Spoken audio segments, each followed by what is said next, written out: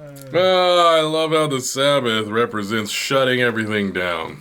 It's just like, shut it down. Just shut baby. down, everybody. It's the busiest day of my life, but for you,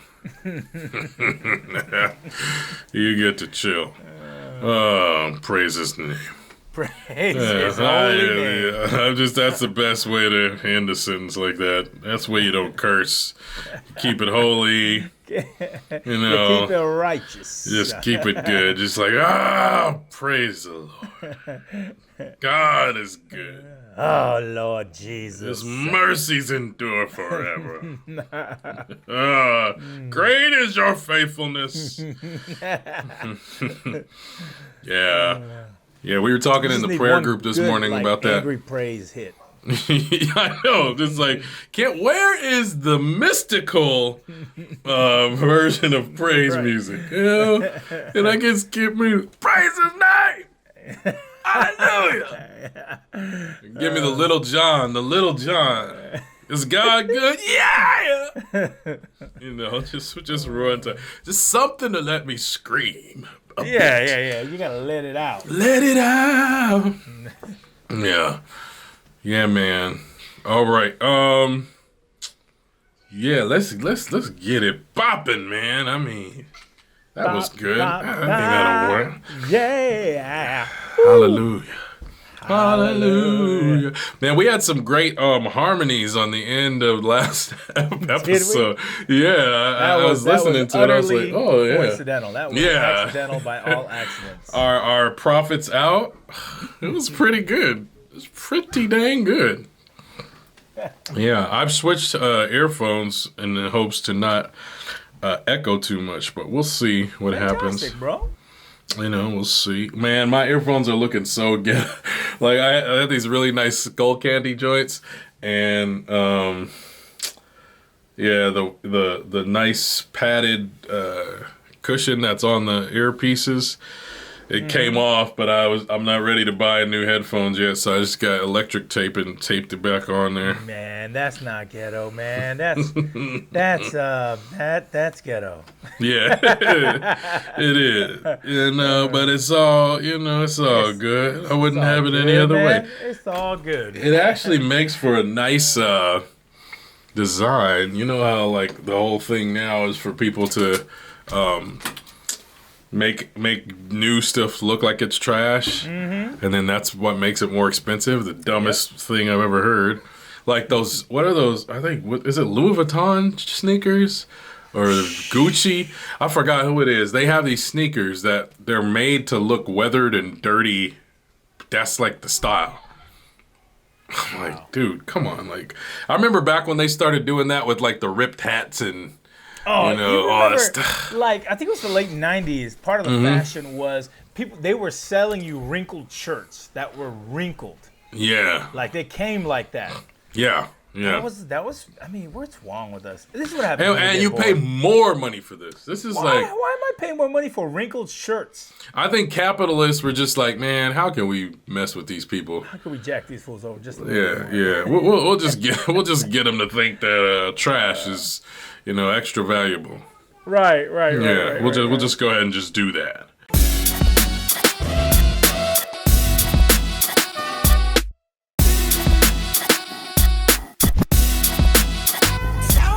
Welcome to the Urban Prophets Podcast. Still here. Still doing our thing.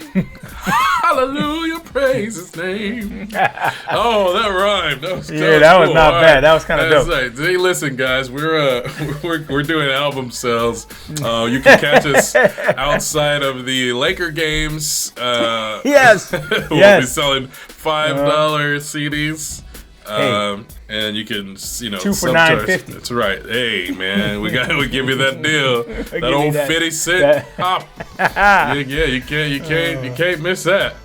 No. Yes. No. Well, good. We're glad y'all are here. We act like we've been doing this forever, man. We've been doing this for a couple months. Yeah, man. But you know we're still here, y'all. We're still young. Yeah, yep. But we do have 32.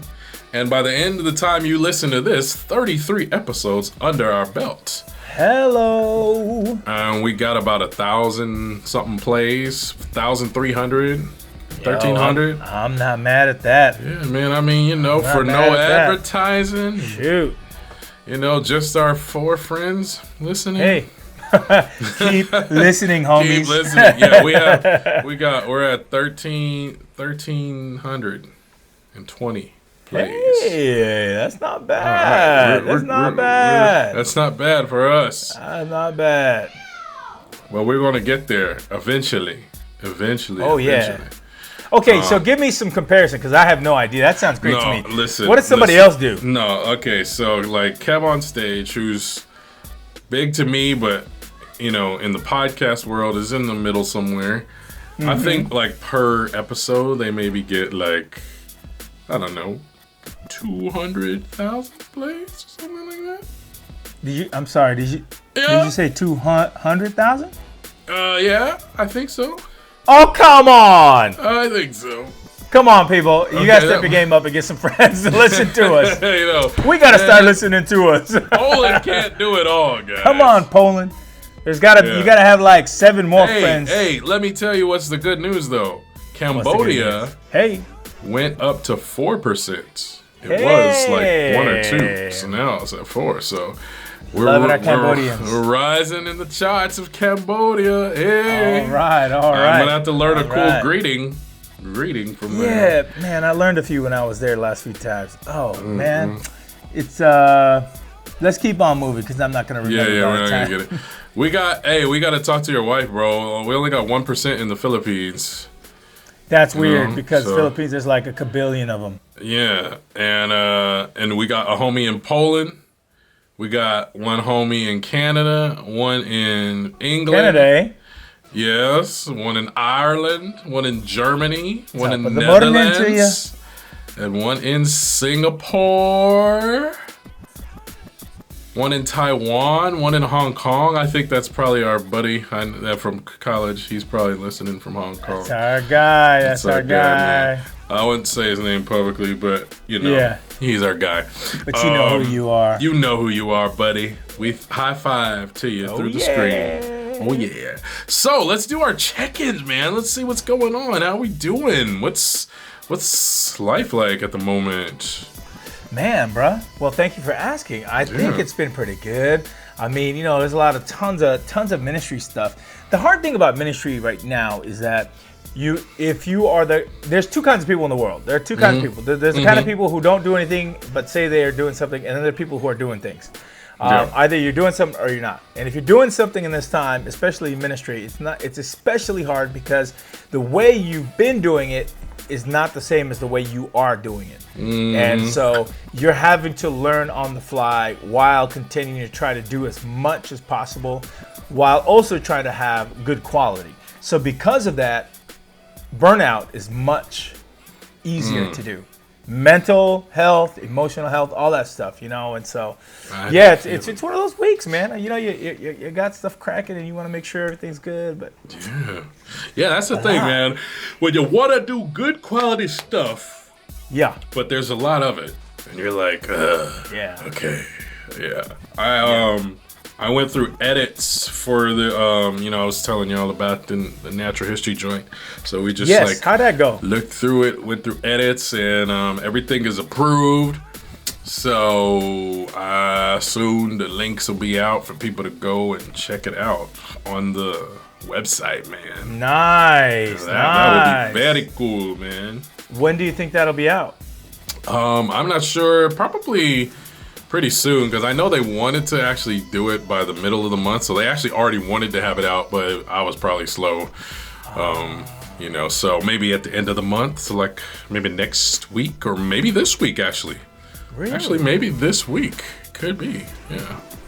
Wow. So y'all go to the Natural History Museum, Natural History of Los Angeles County, and check out the interactive or virtual, I forgot what they call it. The virtual exhibit of Barbara Carrasco's History, a Mexican Perspective mural.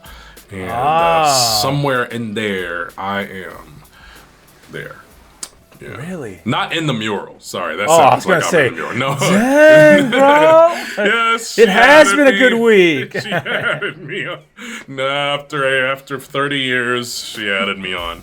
No, but but it is pretty cool. I have seen the mural, the virtual mural. It is pretty dope. Like what it is so she did this. I guess there's I don't know if it's a statue or a poem or whatever, but there's this thing called the Queen of Los Angeles, and so she used that concept and she drew. It's the mural is a lady, and it's her hair.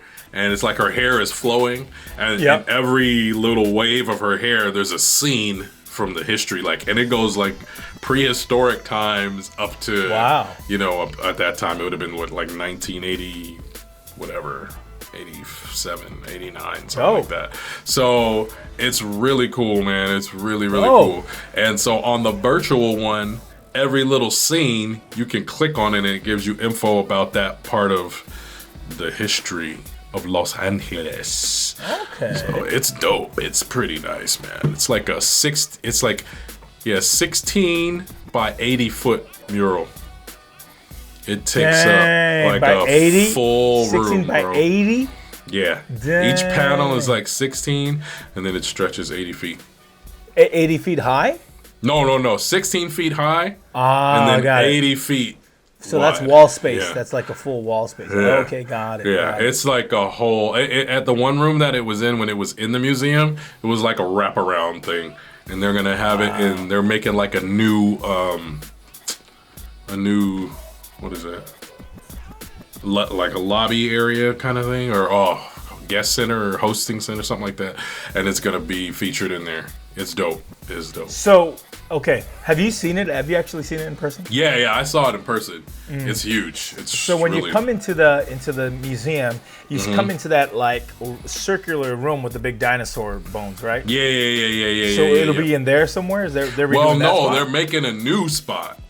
Like an add-on. They gotta step their game up, man. So for anybody that's in Los Angeles, if you ever know anything about the Natural History Museum, across from them, they're about to have the George Lucas Museum of Narrative Arts or something like that. So that joint is about to be ridiculous. So it's gonna be dope. We can't look like scrubs over here. Nobody will ever come back. Yeah. You will look like scrubs. You will look like scrubs. Because there's going to be a lot of money poured there. But they are going to step their game up and make it look nice and stuff. That's cool. So, and the museum is dope. I mean, they got really dope stuff anyways. No, they do. They got a section downstairs for kids. Where kids can touch bugs and stuff. Look, if you're listening and you happen to stop into LA or you're in LA but you've never gone, you've got to go to the museum. The Natural History Museum is off the chains, y'all. Absolutely. Seriously. And they are very active in promoting equality and balance. They're doing in the spring an all-girls science camp to try and promote the culture and science realm for the ladies. And I think all of the main leaders, instructors are leading scientists in their field. So these ladies are powerful, man. I went to an event yesterday, a virtual event, and it was honoring Barbara Carrasco, the one that was the mural artist. Yes. Who actually worked with Cesar Chavez as one of his artists. So that was part of her activist work as well. And then... oh man, I can't remember the other lady. She's like a very super well-known seismologist here from Los Angeles, man. Dope. Wow. I know this is a little bit around Robin, but Cesar Chavez is connected to Melanie's Hospital, White Memorial Medical Center, because his mom was sick, and so they took care of him. So he's a big donor for White Memorial. Just a little side fact that no one cares or wanted to know about. Hey, no, that's dope because it's good to know. If you might not know what White Memorial Hospital is, but if you do, hey, there you go. Yeah, good to know. Yep. So, man, we're all good. We're doing great, and life is moving on. God is good. Life is moving. Moving on. Hey. We are going to go Numbers ahead and get are down. into this topic. Sorry. Are they down? That was a horrible cutoff of the transition and segments. No. Numbers are down. Numbers are down. Part of it is many Vaccine? of the research doctors are saying part of it is a good portion of it is because we've all gotten better at the social distancing, wearing our masks and doing that, and that is great news because that should encourage us to do it more. They have found in a few areas, a few hospitals where the people, the employees and all those that work there who've been vaccinated, over 70%, their numbers have dropped down significantly as well, like crazy. So this is good news. So like we're gonna be rolling out. LA County's numbers are dunking down now. Now we're still in a bad place, but are we still purple level or whatever? I can't remember what color we are. I think we're still worse off than we were in the spring. Gotcha. So, and the spring was our first big wave, right? Mm-hmm. So, but it's way down from where it was even a month or so ago. Oh, that's good. Yeah. Oh, that's good. Yeah. Things are. It's looking good. It's looking good. Lots of hope out there. People, stay safe, stay socially distant, keep masking up. That's awesome. Mask it up. Please. Yeah. Don't stop doing that. Don't stop doing that. Don't. Yeah. Don't stop masking up. Please wash your hands. I don't know what else could add there, but yeah. Don't stop. Just don't stop. Just don't stop. Don't stop till you get a vaccine. Yeah. All right, we're gonna stop because that's just gonna. Vaccine. Don't stop. Get it. I tried to cut it off, people. Yeah, it's too late, man. No, we've just wasted about 10 minutes of your life, everybody. You can never have it back. Yeah. Never. Yeah. But I bet you smiled at least once. I bet you smiled. Yeah, probably. I think you did. You did through one of those, or at least an eye roll, which is a definite eye roll. Smile of the heart. That's what I can guarantee at least one eye roll. Definitely. Yeah, it's a smile for somebody, not you, but maybe the person watching you. Yeah, yeah. So let's get into this topic. Let's go, bro. For today, okay, today. The topic, or the name, the title of this episode, which you know already because you clicked on it. Yes, you did. Put some respect on my name. Respect with a K at the end. With a K, baby. Yeah. That hails back, of course, to Birdman when he was on the Breakfast Club, and he thought they were disrespecting him, and so he said, "Is you finished or is you done?" And they said, "What the H are you talking about?" And he said, "Put some respect on my name." Then he walked out. We definitely don't mean it like that. We mean it in more better terms. But we'll get to that right after this commercial break from our sponsor. We'll be right back. And we're back. Welcome back. Just before that break, it sounded like you burped. Well, it was like I was like what's that song? War. Oh, yeah. What is it good for? Absolutely. Nothing. Try it again. Yeah, it was like one of those kind of like thing, yeah. But anyway, we're back. We're glad that you're back with us here. Welcome back. And as we said, we're talking about put some respect on my name. Respect. All right, and what we mean here is an acknowledgement of self-confidence, self-pride. Yeah, that seems to, I was just kind of looking, reflecting over the past week, and I got an oh Lord for you, for sure. Oh Lord. I got an oh Get Lord it to me. for you, for sure. And it just made me think about the whole idea about valuing people and how that is not always our case. All right, so first oh Lord of the day, brothers and sisters, Colorado Mayor Tim Boyd. That's Colorado, Texas. Oh, sorry. Yeah, yes. sorry. Just Colorado, for those who may not know. Yeah, let's be specific. Colorado City, Texas. Sorry, there you go. Colorado City, Texas Mayor Tim Boyd had some rather spicy comments in the middle of a social crisis that we probably all have heard of by now. I hope by now the situation is getting a little bit better. I don't know how long it takes to remedy weather. I mean, weather, you know. Yeah, it has changed, but they're still going through. There's an aftermath of stuff. Absolutely. So we hope that it's even better than, it was when this happened. But for those of you that don't know, a large part of the country, actually, of the United States has been super cold. Woo. And Texas has been getting a huge amount of that, like the brunt of that.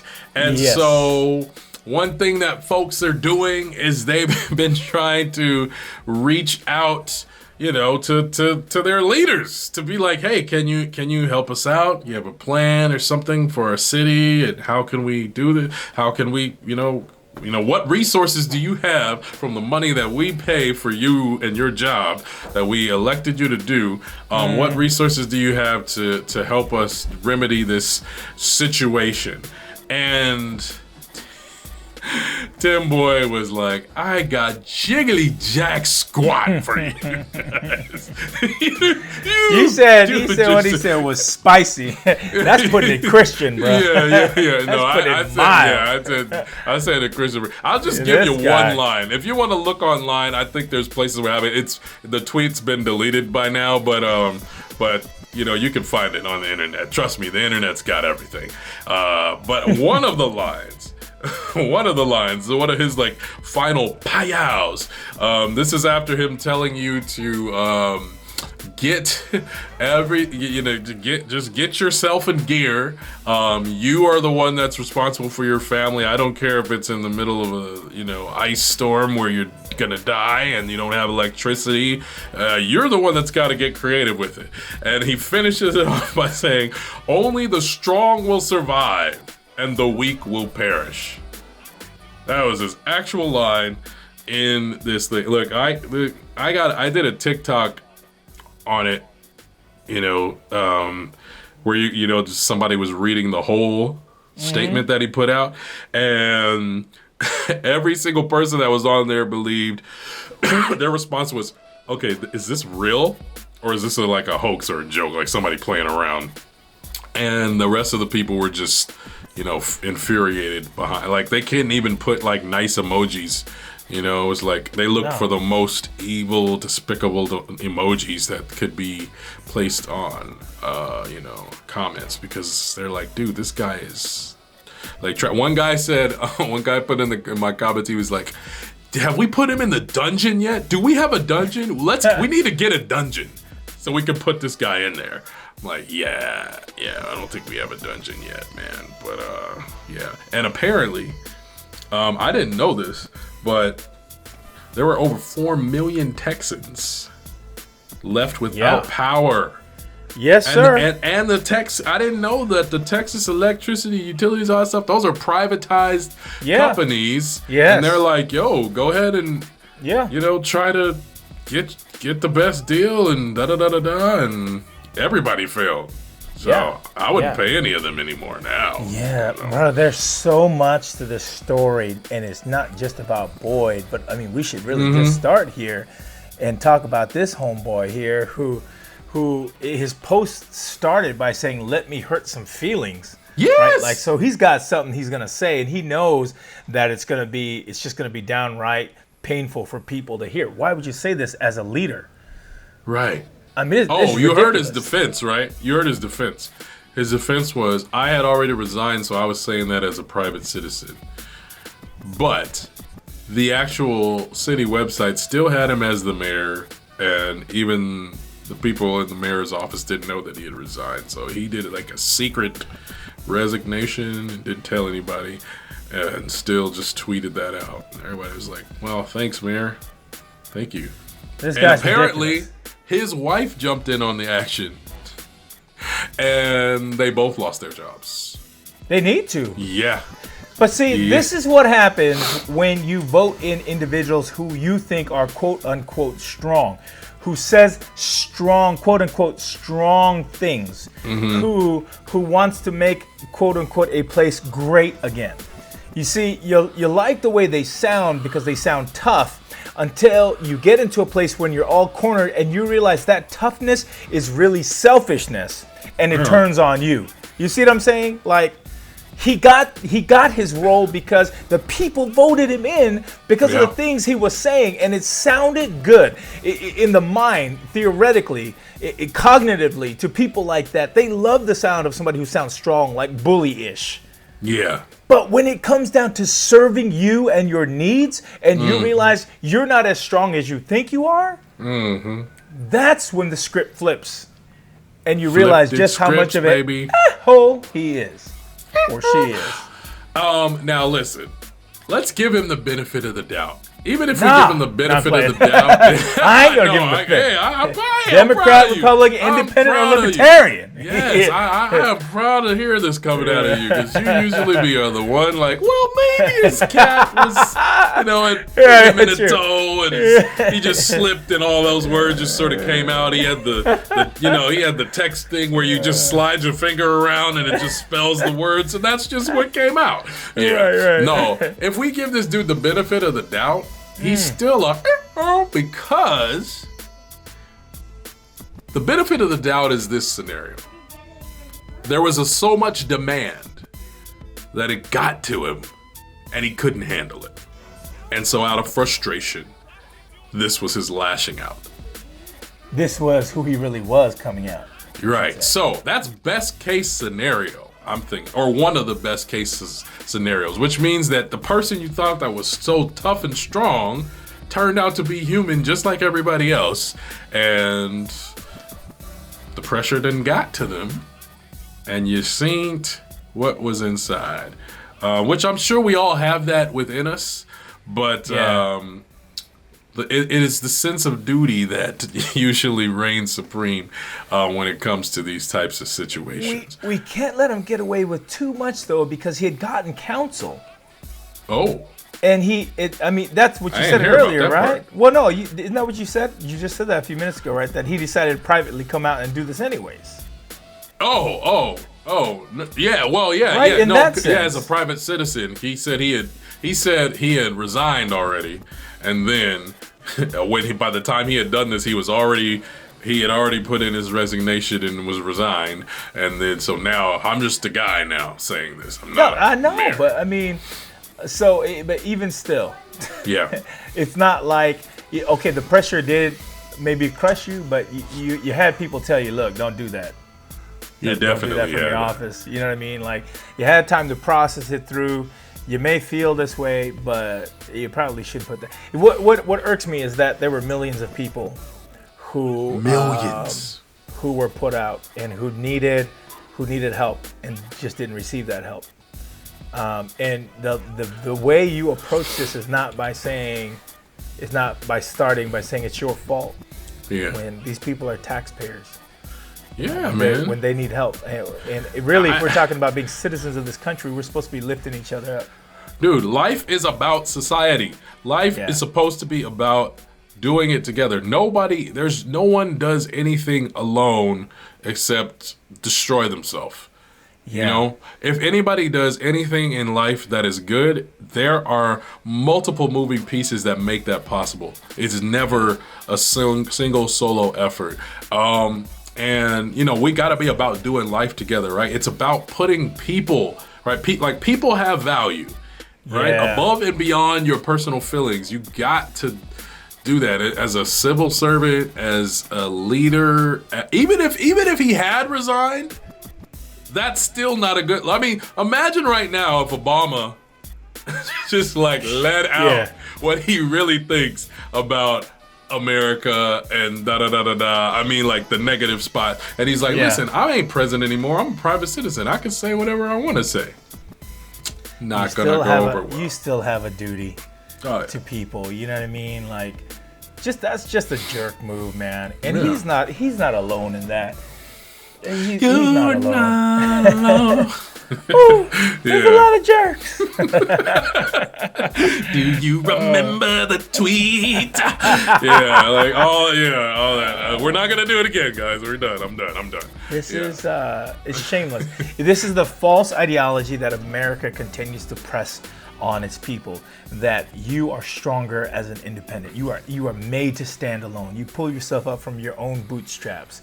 That is the dumbest thing I've ever heard. It's really just selfishness wrapped in a different gift box.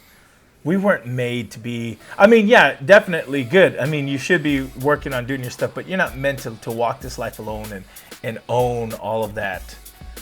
You know, we're supposed to be doing this together, man. And then you heard about... You can't do it.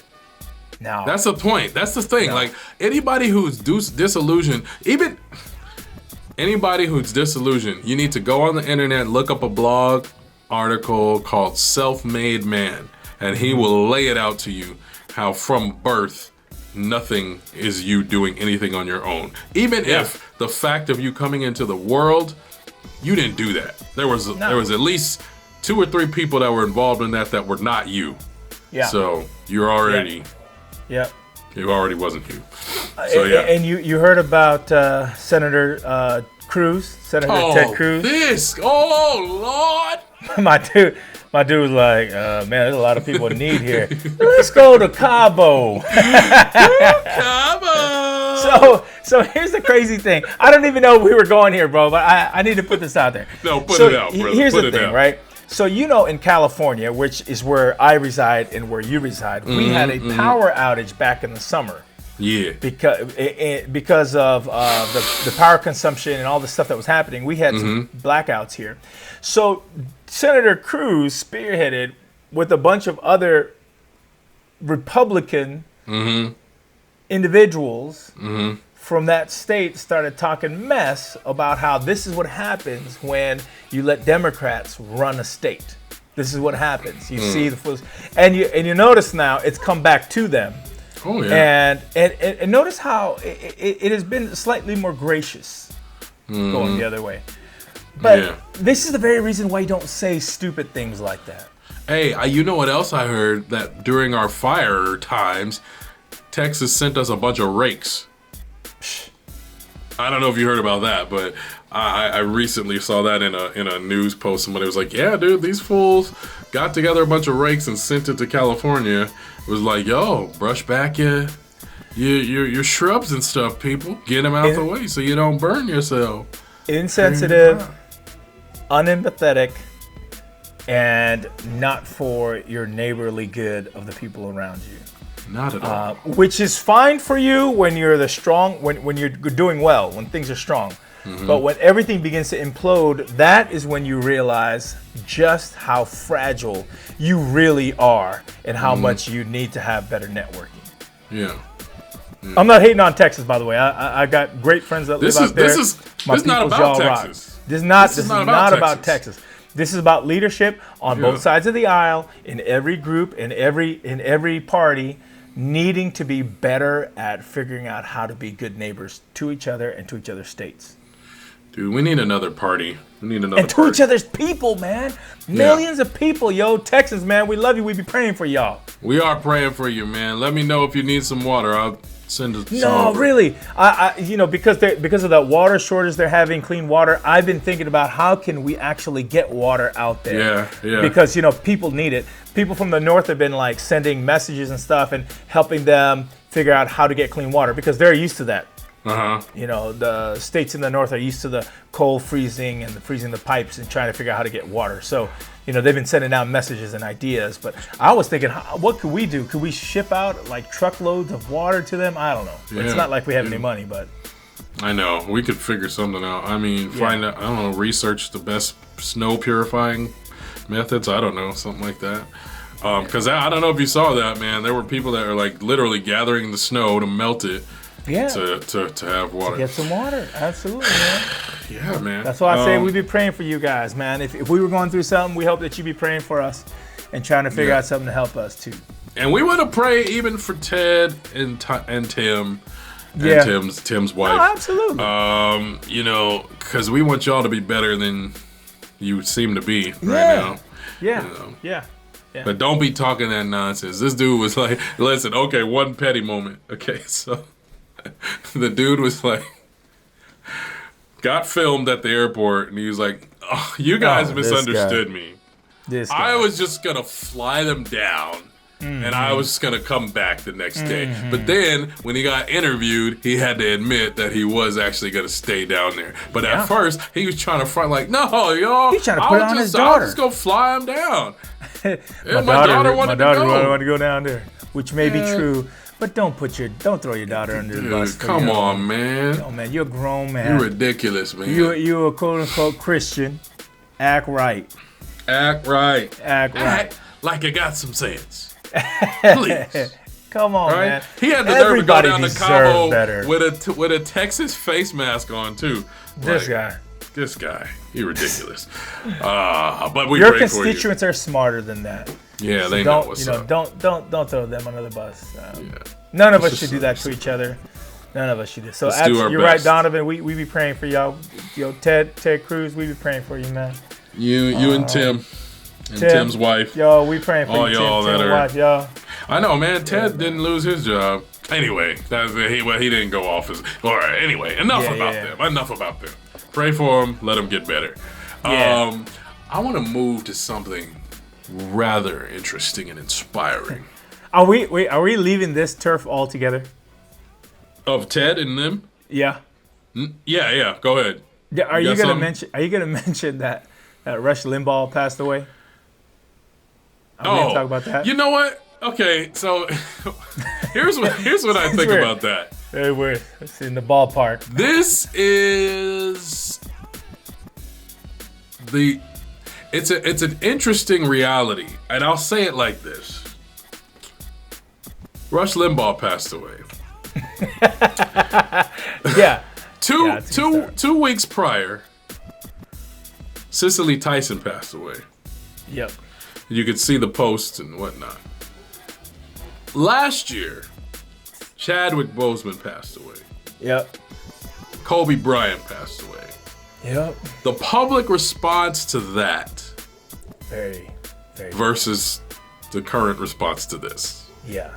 That, I believe, testifies to the way these people impacted the world. Yes. Yeah. You know? And who knows, maybe privately they were actually better people than they were in their public persona. Like Rush. Or worse, right? Or worse. It could be worse.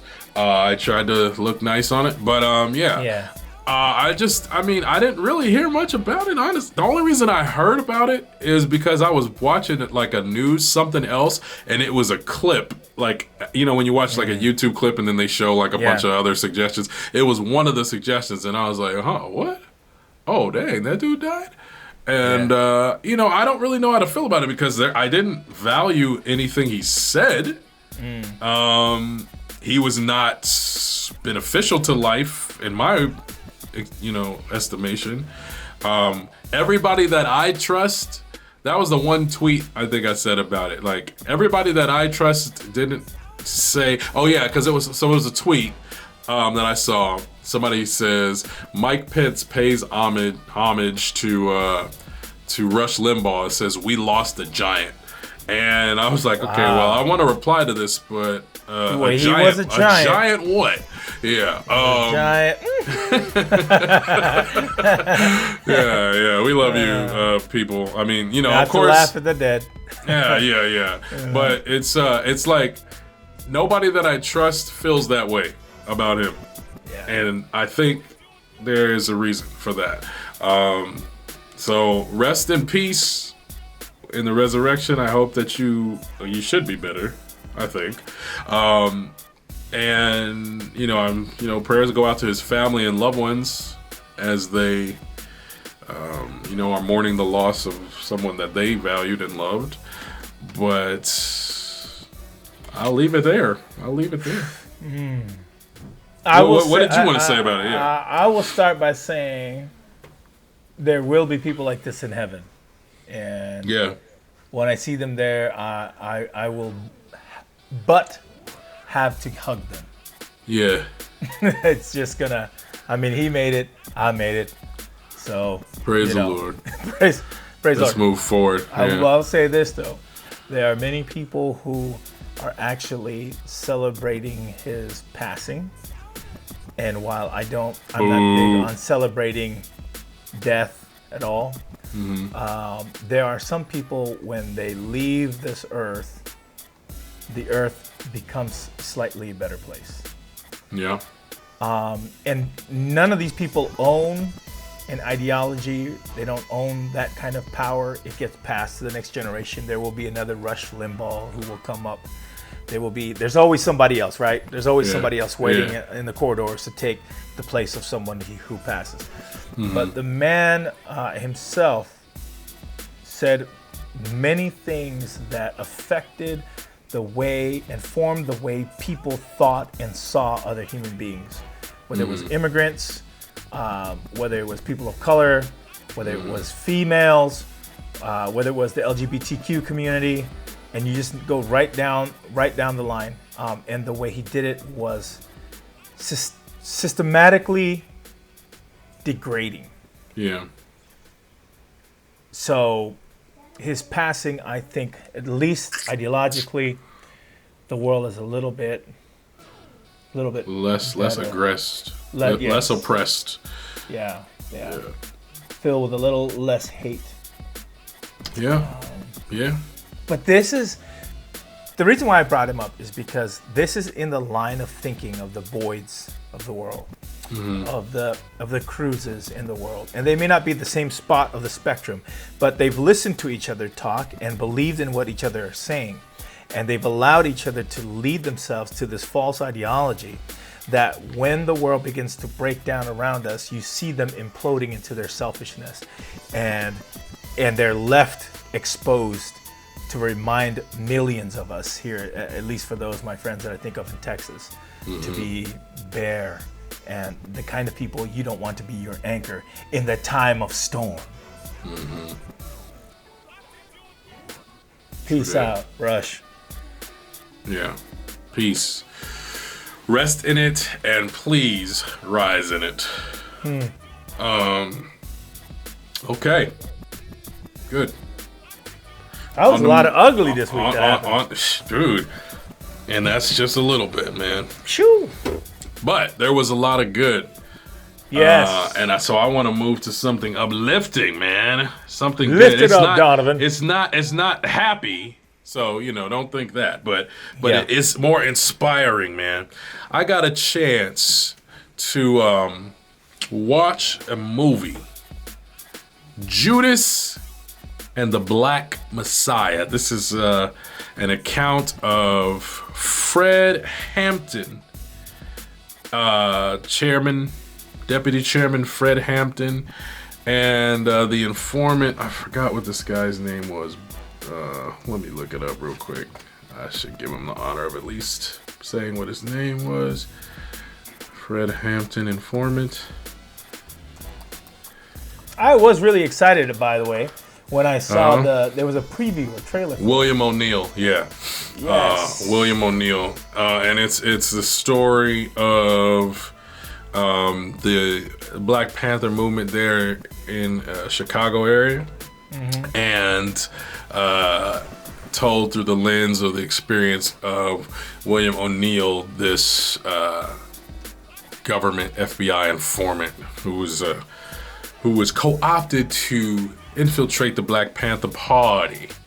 I don't want to give spoilers away. It's still pretty new, so there's opportunity for people not to have watched it yet, especially if they don't have HBO.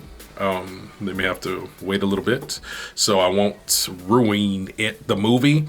But I really thought, in this vein of us thinking about self-awareness, self-respect. Self-respect.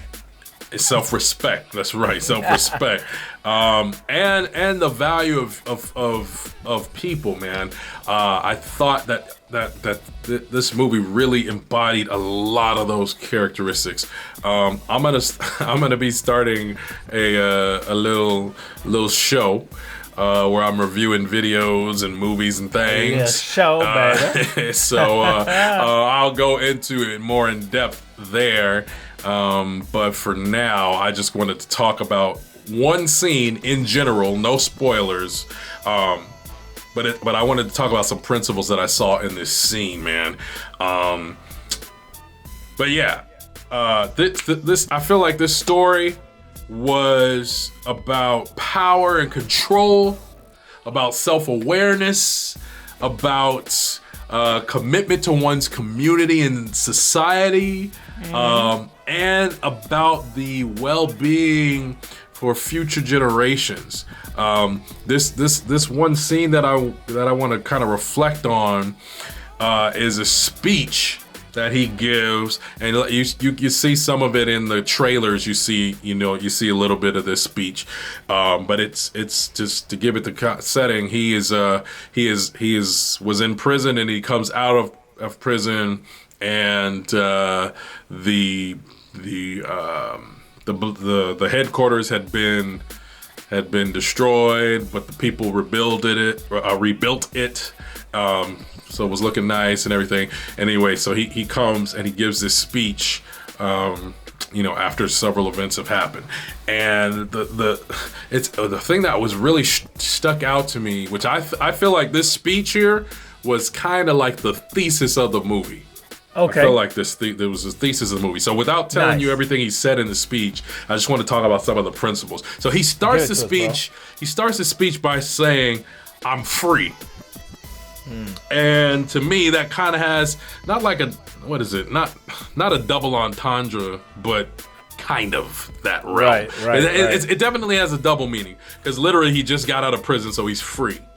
But he's speaking freely. He's speaking freely. He's speaking in this area, in this time period of oppression and heavy prejudice, mistreatment about these. And what you see in here is much more. You see a bigger spectrum of oppression and mistreatment.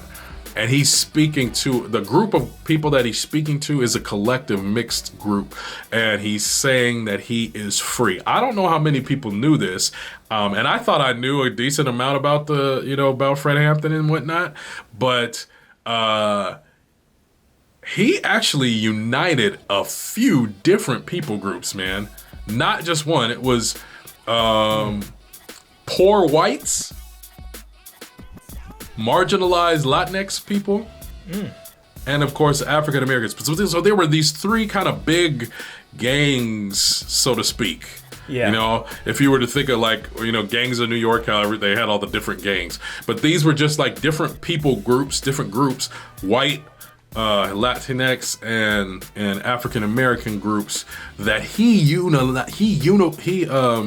unified all three of those groups together. Wow. To get them to see that their situation was the same. They had the same economic situation. Uses really great analogy about a house that's on fire, and he says, "What's your culture?" It doesn't matter if you're Latinx, it doesn't matter if you're white. If you're in the burning house, your culture is water. Water is your culture. And so we are all about getting water on this fire. And then he says, America's on fire. Dude, this guy was, dude, it was dope. It was dope. So, I mean, that wasn't the speech. That was just a little conversation he had in one of the scenes. Yeah. But so in this speech, he says, I'm free. And he talks about power to the people. It was interesting how they do their meetings. Like they met in like this hall place. It looked like kind of like a church for that scene. Mm-hmm. And he says, give me the people's beat. And there's these drums start playing this distinct beat. And he calls it the people's beat, right? It's like the pulse of the people. It's like the spirit and the ideas and philosophy of the people, kind of like the life force of their movement embodied in this literal drum beat. Nice. You know, and it's just it was so cool. And he goes on and he talks about everything in his speech, and he says this one line. It's kind of the end of this run that he's doing.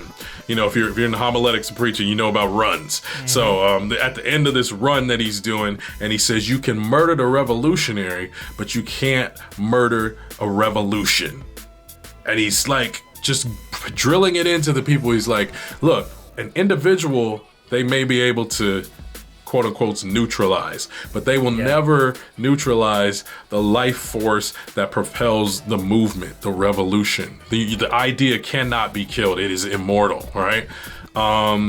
He talks about one of these guys that dies in the movie, and he says he dies a revolutionary death, right? It's like it's a revolutionary death because he's sacrificed for the people. And it makes me ask that question. I think it's a good question for all of us to ask ourselves as we're talking about the value of people and what, you know, how we are supposed to live as a society. What is worth dying for? What makes one's death a worthy death, right? How does that play into our thinking about how we live our lives? In terms of thinking of a worthy death, how does that inform and fuel the way you live your life? If you're thinking about what would make your death worthy, he says, I'm going to die for the people because I live for the people. For the people, you know, and it really was true. Like he was really truly a man of the people. Like crazy, man. It was crazy. So that was just like one scene, and that scene was so powerful. It was just like that's some red letter stuff right there, bro. Yes, sir. That's some red letter stuff right there. What is red letter stuff for anybody that might not know what you're saying right there? Red letter stuff is things that Jesus said in the Gospels. Mm-hmm. If you got one of them older Bibles, they would put Jesus as he was speaking into red. So that you could call that red letters. I mean, that's exactly what Jesus was saying, right? Pick up your cross and come follow me. Those who are willing to lay down their life will find it. And those who want to keep their life will not find their life. They'll lose it. They'll lose it. Yeah. I mean, this is it. Really, what it comes down to, what are we willing to give up our life for? What are you willing to give up your political life for, your famous life for, your financial life for, your social life for? What is it? Because in America, we get so comfortable by all the things that we get, I call them distractions, all the distractions we have, that it's hard for us to consider any kind of death in any part of our life. Yeah. Especially literal death, right? Yes. And now we don't want to scare you and like leave you in that realm. Hopefully not scared, but it inspires you to really take stock and wake up. But I think where I would like to take this and sort of like really hope, you know, kind of channels everybody's energies to start thinking about how where this starts, right? Self-confidence, self-love. How do you begin to develop this? And I think it starts at the children level, at home, at the children level. Yeah. So I wanted to give the people a great resource to educate your children. And you don't have to be black. But you know, that's this is black and brown kids, but it's for all kids. There's on several platforms. The one that I've seen and best was on YouTube, but it's called Woke Kindergarten. Nice. Woke Kindergarten. And their about statement is the illest early learning on YouTube. Liberation is the goal. Abolition is the journey. All power to the little people. I love it. That's cool. Yeah, they have a little thing that's like they have a link tree on their Instagram, woke kindergarten Instagram. So you could get a link to their link tree, and it has a link to like all their resources. And they have like a word of the day. Today's word of the day was anti-racist. And they, anti-racist, for anybody who doesn't know, is to hold beliefs and actively make choices that celebrate, affirm, protect, and defend the lives and livelihoods of Black, Indigenous, and all people of color. And the shorthand for that has been BIPOC. So if you hear people talking about BIPOC, Black, Indigenous, people of color. But this is the things that they're feeding to the kids, man. Yeah. I can't imagine if I would have got that kind of education as a young child, how much farther along I might be in my awareness and that kind of thing. So parents, this is a good resource for your kids. Woke Kindergarten, they have like read out loud Wednesdays or something like that, where they'll have a book that talks about culture and race, and they're authors of color, illustrators of color, and they kind of they go through and they do a reading. They make sure the kids understand the concepts. They had a really great book called Something Happened in Our Town, and it was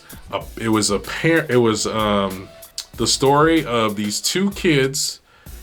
They're in the same class, a white girl and a black boy, and they're asking their parents about what happened in the town. And what happened is that a policeman had shot a black man. And so you hear how these parents of different cultures are talking to their children about police brutality. This is a kid's book. And it's just about teaching inclusion. It's so good, man. I mean, it is. It's, man, you gotta do it. You gotta do it. Yeah, you got to. And another one you can do is help your children by exposing them to different people groups and letting them learn each other's life. Now, I know it's harder than ever to do that right now, but this is something that we can do soon when we come out of this quarantine and isolation. Don't send your kids to a place where their homogenous race are all there. There's nothing wrong with that. However, they're going to not learn how to have empathy and not learn the diversity of stories around you. So you could do that as well. Yeah. Talk to them about these things. Remember, I think it's important to remember that our history books are written a certain way. So be mindful of that. Because they're having history class in school doesn't mean they're learning a lot of history. They're learning very specific history. So just remember to keep that. Very tailored history to some degree. Yes. Ooh, pineapple. Okay. All right. Wow, that was sneaky. But that was good. I mean, that's what we wanted to leave you guys with, man. Yeah. Self-confidence, self-love. It begins at a young age. It begins with thinking sacrificially, thinking of life as society.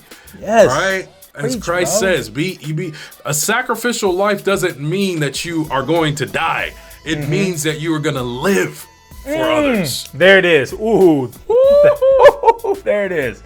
All right. There it is. That was the spirit. That was the spirit right there. Wow, that'll preach. On that note, let's not mess it up. Urban Prophets. We out. Yeah,